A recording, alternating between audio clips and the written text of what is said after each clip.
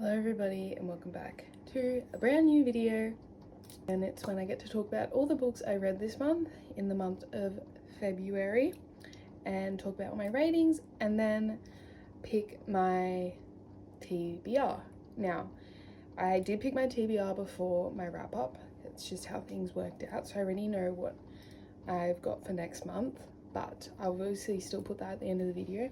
But this month I got to my average, which is 6 books, and I had a I would say a pretty good month actually. Quite high ratings, which we love to see, and I'm not exactly a stranger to giving a book a 5-star.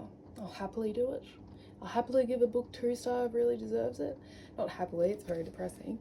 But this month I had some amazing reads and I can't wait to talk about them. So I think this month I ended up getting to 4 out of 6, but I started them, so I got to 5 out of the 6 books I picked for my TBR, which is great odds for me. But I probably have found some new favourite books this month, so I can't wait to talk to you and tell you my thoughts. So let's get started.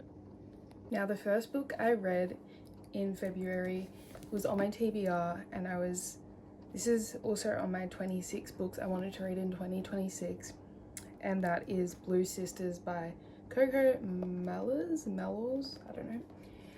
But this book for me was a 5-star read. I absolutely adored it. And I think the reason I adored it because I could put myself in the shoes of the characters, a lot of the characters, and I could empathize, sympathize, whatever you want to say, with the characters. And the storyline itself, I related to a lot. Unfortunately, it is very unfortunate I could relate to that, but I could relate to it, and the quotes in this book were absolutely beautiful. Basically, this book follows 4 sisters, Avery, Bonnie, Lucky, and Nikki.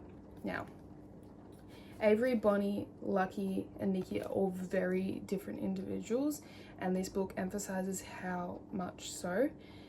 But Avery, Bonnie, Lucky, they all unfortunately had to deal with the passing of their 4th sister, Nikki. Now, you learn how throughout the book how she passed, and it's very sad.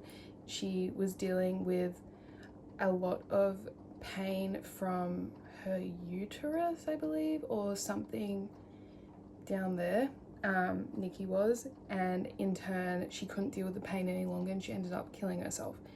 Now, obviously that's not something very nice to read about, but this book does follow the dynamics between Avery, Bonnie, and Lucky, and just how different sisters can be, but at the end of the day you've always got one another, no matter, regardless of all outside issues and regardless of how unalike you are, you can always come back to one another because you are sisters. Now, I feel like I related to this book a lot because I have 4 sisters as well. Unfortunately, one of my sisters passed many years ago, and I do find that not only do me and my sisters deal with grief differently, but me and my family members do in general. But also me and my sisters, I do think are we can be very alike, but we're also very different in our own unique ways, which is why I really connected to this storyline. But basically, Avery is a lawyer who's very strict to routine, and she's kind of the goody two-shoes, I would say. But you soon unravel that she's not actually as straight-laced as it seems like she is. And she's the oldest daughter, so she's the typical oldest daughter who's always feeling like she's having to be in control of her sisters and just in control of situations in general. And then there's Bonnie, who is a boxer, but she ends up suffering from a defeat, so then she steps away from boxing, and she's dealing with that whilst being a bouncer in LA. But she's kind of self-sabotaging, and she does something one night that sends her down on kind of a spiral to revealing just how much she's been hiding her emotions. And then there's Lucky, who is the typical rebellious youngest daughter, and she's a model in Paris, so she's really into drugs and drinking and like partying and being very sexual and outgoing and yeah, hard partying, but that's starting to catch up to her, and she is once again just going down on this spiral that's getting worse and worse and worse. So they like one day have to come together because their family home's being sold by their mother, which, mind you, their mother I probably wouldn't say is particularly nurturing. She's quite reserved, like she won't outwardly show how she feels towards her daughters, so that kind of I think rubs off on her daughters as well.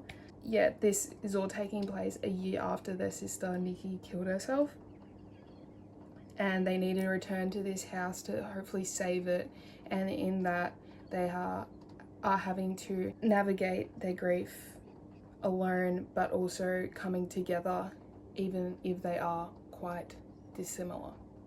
Is dissimilar a word? Not similar? I don't know, whatever. So that's literally the synopsis of this book, and I loved it. 5-star, I absolutely adored this book, but let's read some of the quotes.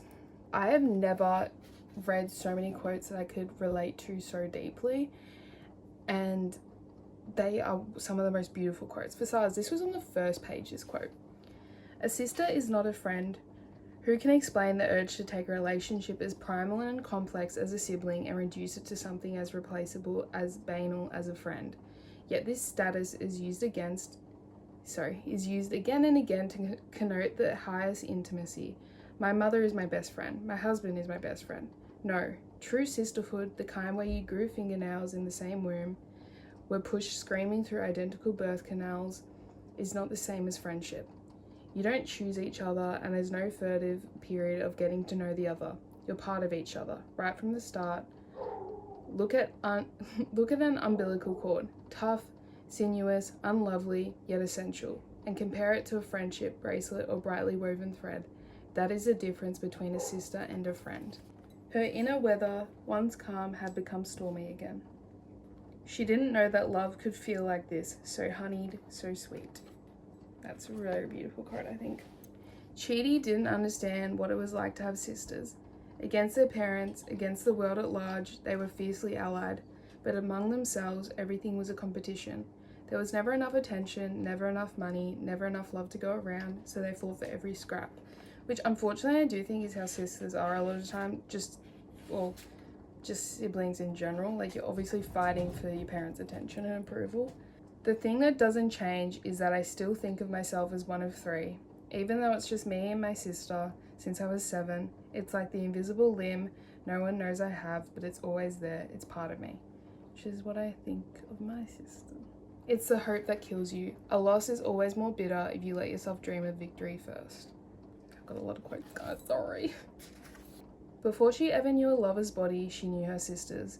Could see herself in their long feet and light eyes, their sleek limbs and curled ears, and before life became big and difficult, there was moments with them when it was simply good. An early morning, still dark out, their parents asleep, her younger sisters arriving one by one at her bedside, hair tangled, exuding their sour and sweet morning musk.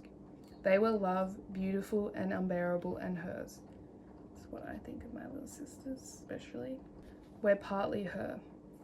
And finally, I wait for the feeling to end because every other feeling has ended, no matter how intense, no matter how hard, but this won't. There's just no end to the missing.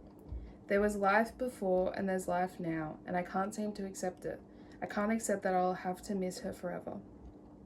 There will never be relief, there will never be a reunion, and I wish. All I have is this missing, and part of me is glad it won't end because it's all I have to connect me to her now.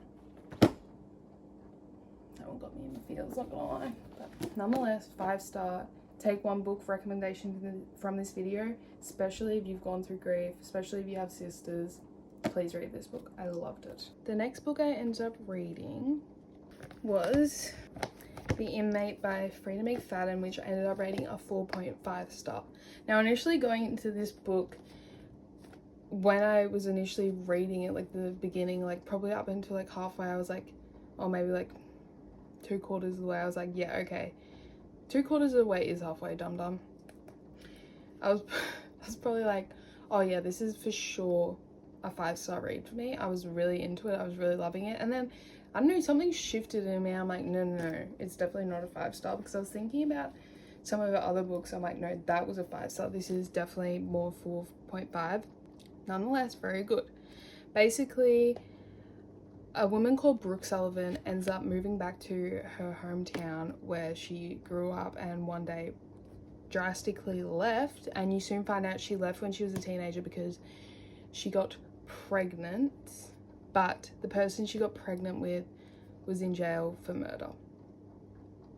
When it's in the future, when her son's older, and I think he's like 10 maybe, so he's older, she moves back to this hometown where she just left. She's living in her old house that her parents have left for her after they've passed.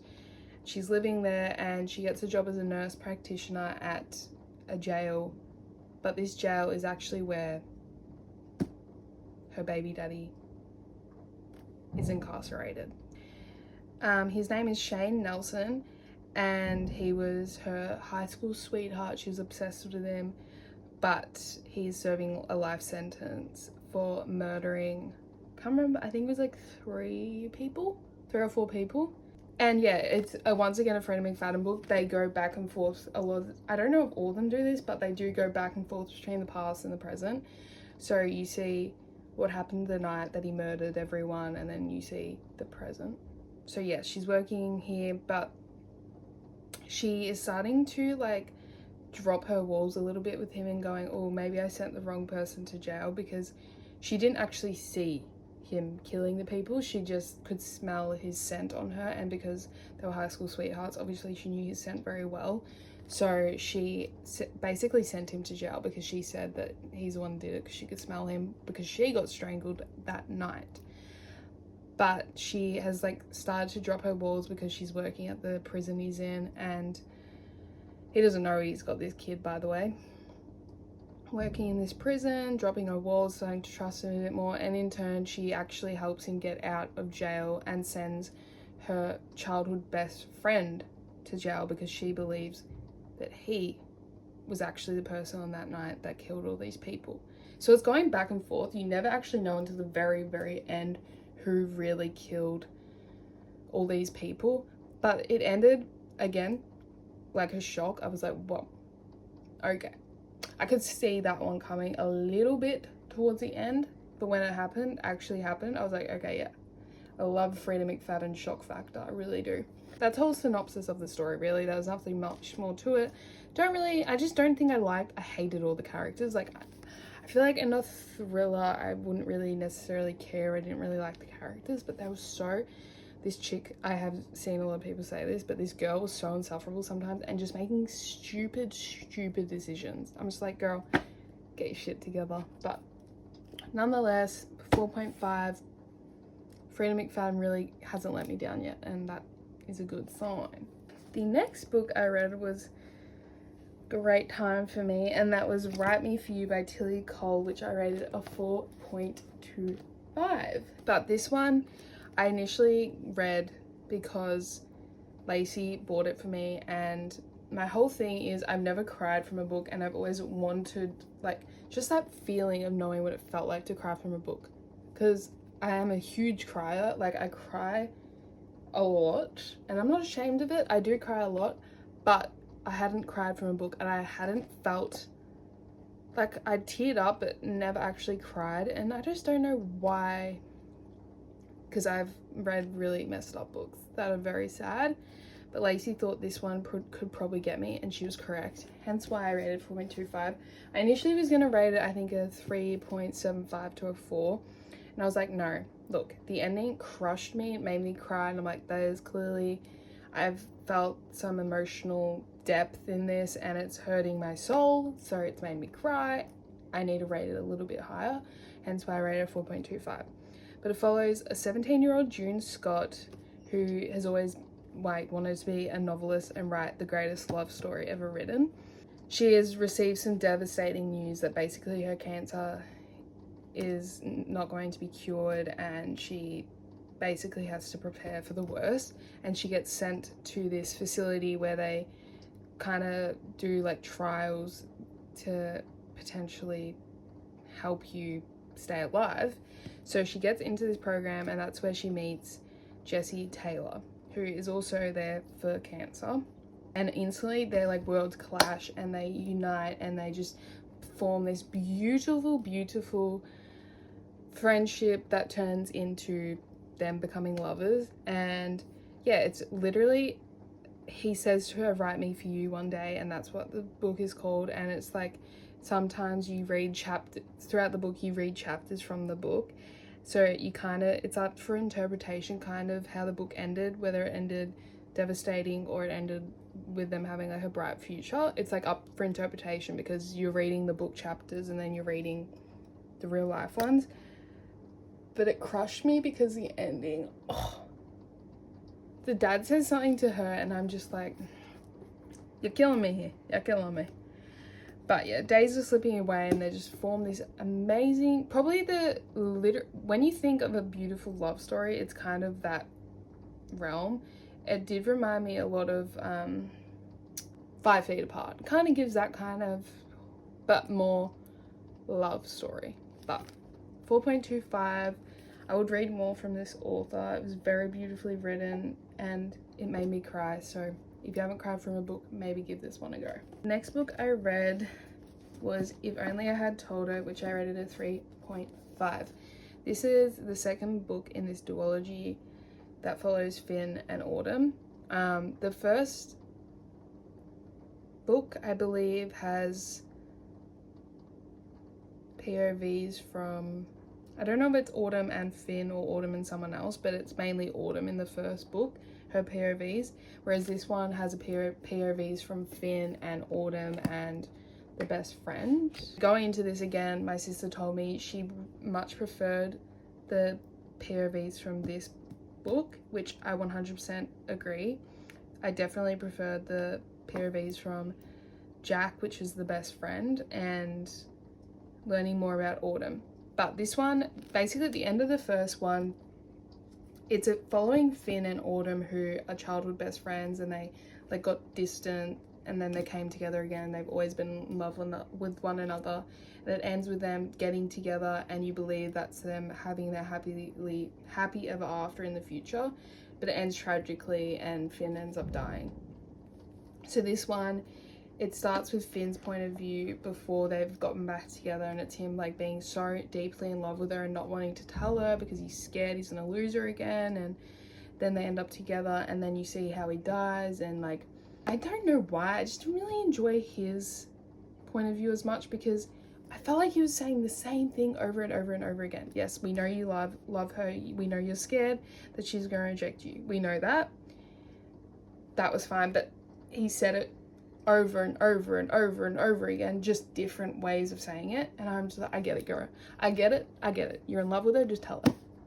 And he did tell her eventually, but I didn't enjoy his point of view as much as I initially thought I would. But then Jack, who is his best friend, has a point of view, and it's him dealing with the grief of losing his best friend, going to university or college, whatever, and like kind of having to push past his feelings because he didn't know if Autumn was the best person for Finn, push past his feelings whilst also helping deal with his grief, move forward life after losing such an important aspect in his life, but also wanting to be there for Autumn because you find out she's pregnant with Finn's child. So that's the whole synopsis. Autumn's obviously extremely depressed. She tries to kill herself, but then she like decides to live for Finn and now for her daughter, I think it is, or I think it's a daughter. Anyway, so that's this whole book. Yeah, slightly let down by the constant repeating of things when like I know how they felt. You don't need to tell me in like 7 different languages. But I definitely did prefer the point of views in this book. I just think it was more fast-paced, the initial book, which makes sense because you're learning about all the characters and stuff. But I would recommend this book series, I really would. I highlighted 2 quotes. She is made of the stories she has read. That I am. You're the ideal I've judged every other girl my whole life on. Isn't that sweet? But yes, a 3.5. The next book I ended up reading was February book club read, picked by Lacey, and that was A Man Called Ove by Frederick Bachman, which I ended up rating a 3-star. Going into this book, I was very excited because I had read My Friends by Frederick Bachman, and I rated it at a 5-star. Well, I think this is like classified as literary fiction cross something, I don't know, it's very complicated, but very hit and miss for me. I struggle a lot of the time I'm not good with like all the genres. I can't decipher the difference really, so that's probably beneficial to me a lot of the time, because I'll go into a book just not knowing what genre it is, and then a lot of the time when I don't like it, it makes more sense because it's literary fiction. But A Man Called Ove, I was a little bit let down by, not overly, but I think I was let down because I loved My Friends so much, but that just shows sometimes I love literary fiction, sometimes it's not for me, but that's completely fine. But this follows Ove, who is probably one of the grumpiest people you'd probably ever meet. He's like an elderly man, and he thinks he's constantly surrounded by idiots, and he's like the smartest person in the room, just everything about him, he thinks he's superior and they're just idiots, pretty much. But neighbors end up moving in next door to him that are younger, and they have younger children, and you kind of see him becoming softer over time, and it's kind of shown that what you see like on the surface is truly not what he is, and he's going through a lot of grief after losing his wife, and he's quite depressed, and it's quite humorous, a lot of it, because he's like, this is gonna sound so messed up, but he tries to kill himself so many times, and he's like interrupted, or he's like makes a mistake or something like that. So it's kind of showing that probably he's not meant to die like that. And yeah, I think a lot of the time it's almost like it's a facade, like what he's putting out to the world, because the connection he has with the neighbors and like the kids is quite sweet, and it shows like how a lot of people can bring out a softer side in you, which I really, really enjoyed about this book. I just thought it was very slow because it's such a mundane book. It's following the life of someone going through such mundane things, and he's elderly and he's trying to get his computer fixed, and he's fixing things in his house, and it's like mundane things that people don't often want to read about because it's like the mundane things and it's so slow, and it's like what we already go through in the real life. But that, I just found it slow. That's not why I didn't like it at all. I just found it slow, and I just it's one of those books you probably should read when you choose to read it. But that doesn't put me off Frederick Bachman at all. I can't wait to read more of his books. I just don't think this is what connected. I didn't connect to this book as much, but I feel like if you are quite a reserved or a grumpy person, or just hide your emotions from people, and a certain individual brings out those softer parts of you, you might connect more to this book. And if you like enjoy the more mundane things, and you can read this book and see like more levels to what he's saying, then this book's definitely for you. But 3-star for A Man Called Ove, not bad, pretty average. Now the final book I read in February was a reread, and that is The Wife and the Widow by Christian White. Now this is a loved book. Okay, not really. I read this, I think in 2023 I read this, and I rated a 5-star then, and it's still a 5-star now.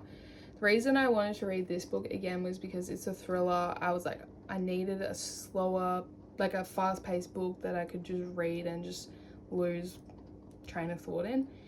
And the reason I thought of this, because I remember loving it so much, and it was probably one of my first thrillers I really ever read, and I remember deeply, deeply loving it.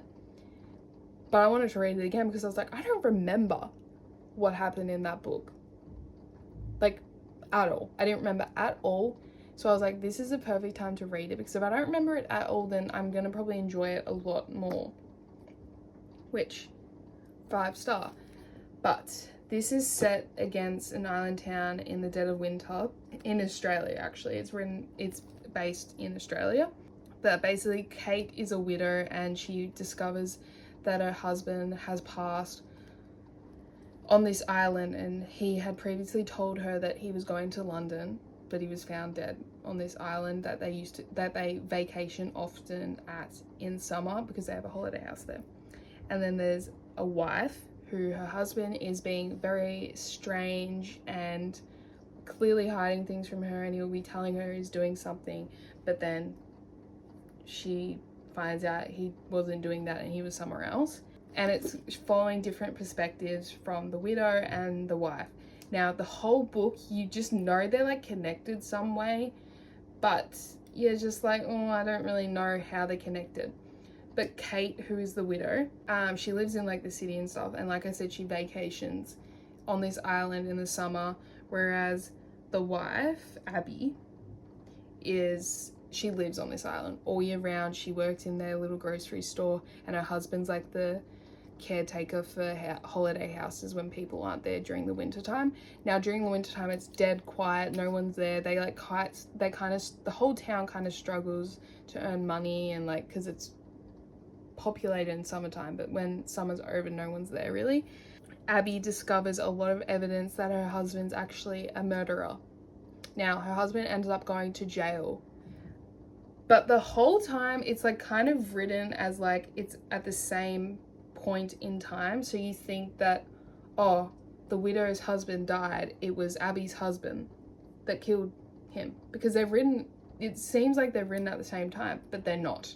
So the widow's husband died, but Abby's husband's already been in jail for years and years, and he's serving like nearly a life sentence for murder, but it's not her husband. So the whole time you think it's written at the same time, it's not. They're not on the same timeline at all. And there's so many like twists and turns in this book, and you think you know who did something, and then you find out you completely off base. And I loved this book. I really did. And this is probably one thriller I would recommend to anybody, because right from the get-go, you just want to know what's happening. You don't understand. And the aspect of thinking it's written on the same timeline, I don't know if that's just me that didn't figure it out until the end. It's not on the same timeline.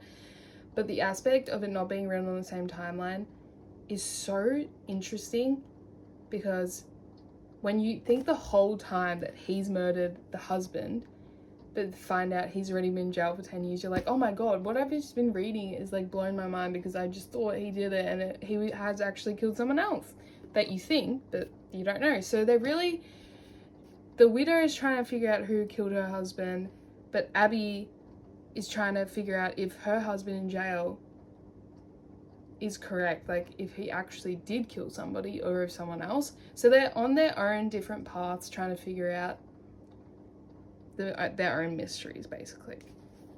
But compared to like, say, Frida McFadden books, I found this a lot more thrilling, a lot more mysterious.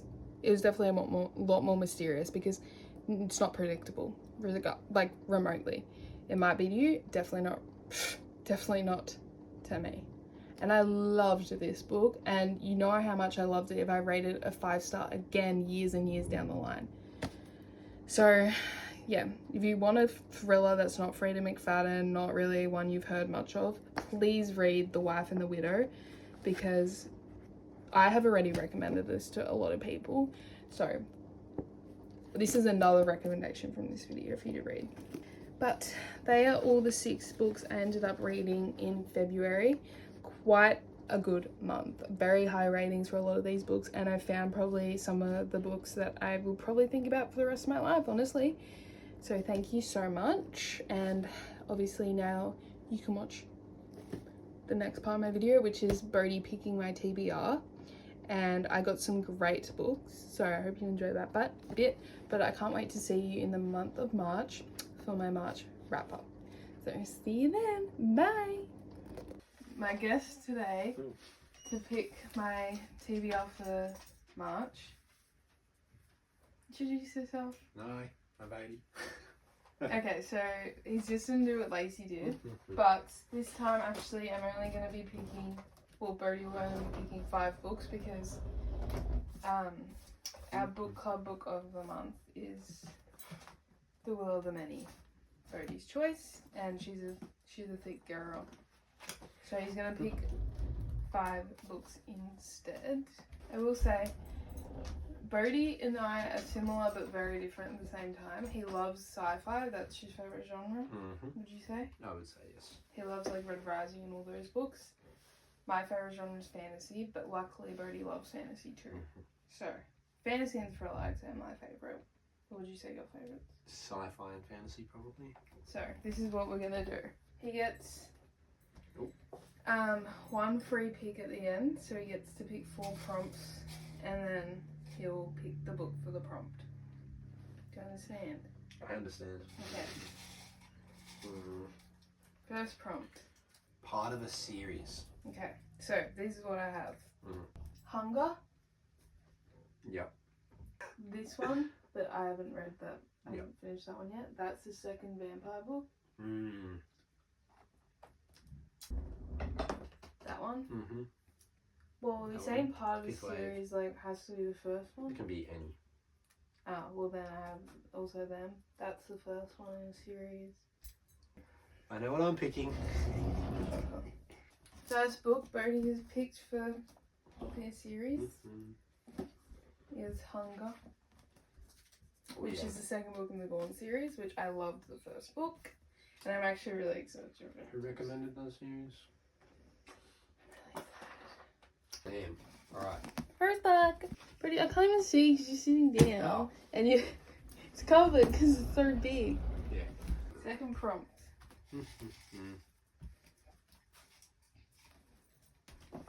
Friend picks. Oh, you get 2 free picks then. Huh? That's you. Let's go. What book will he pick? Maybe I will pick this one then. I was going to pick that anyways. No, please don't. I'm not ready for that yet. Like, I actually can't. 0,000 pages, Bodhi. That or that. Maybe that one. I'll go that one. Yeah? Yeah. There we go. This is the second book Bodhi's picked for me, which is The Ashes and the Star-Cursed King, which is the Nightborn Duo Book 2. I loved the first book. First vampire book I ever read. I loved it. Look at that. Damn. I'm very excited. Can't lie. It's going to be a good month. I reckon you'd love this series. Yeah, I do so want to maybe read you could read it. I do.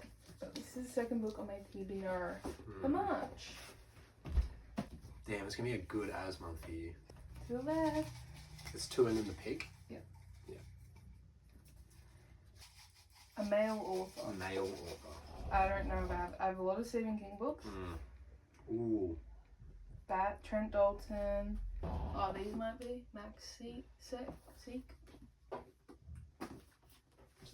Probably a lot of thriller. Let's go. Lol in the Mirror. Oh no. I hate you.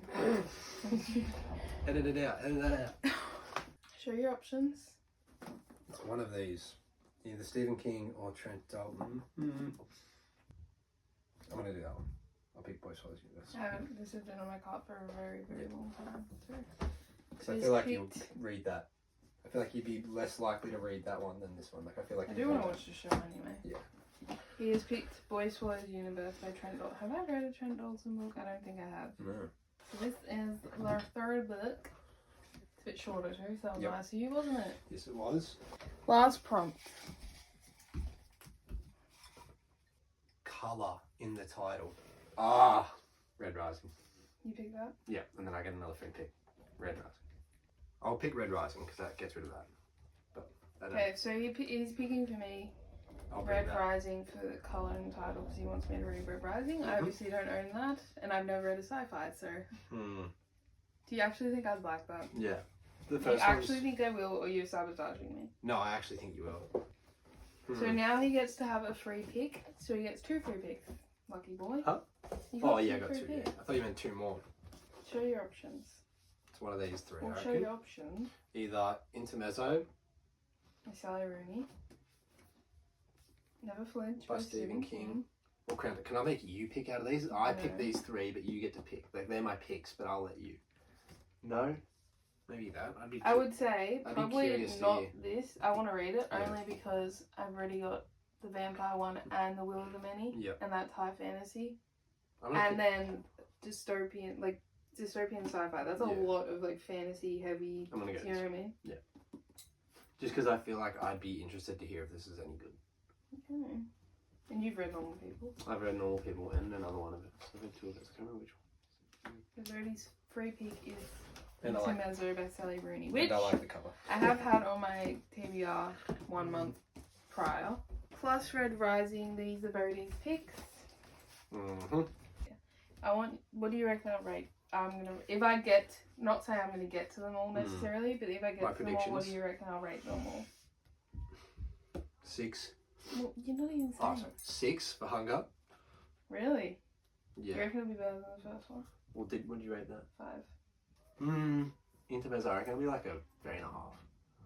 I feel like it could either be really good, depending on like how much you connect with it, or bad. And then Boy Swallows Universe, I reckon that'll be a 4. I feel like it's a good book, but maybe not like right up your alley where you say 5, but it could be.